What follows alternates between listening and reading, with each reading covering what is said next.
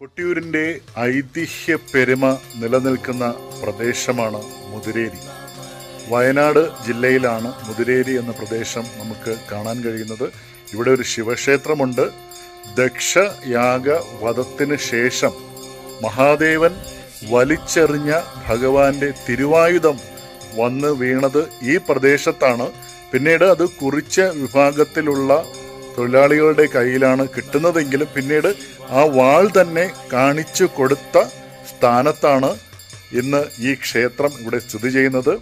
കൊട്ടിയൂരിലേക്ക് ഭഗവാന്റെ തിരുവായുധം എത്തുകയും ചപ്പാരം ഭഗവതി ക്ഷേത്രത്തിൽ നിന്ന് സതീദേവിയുടെ തിരുവായുധം എത്തുമ്പോൾ മാത്രമാണ് കൊട്ടിയൂർ വൈശാഖ മഹോത്സവം ആരംഭിക്കുന്നത്.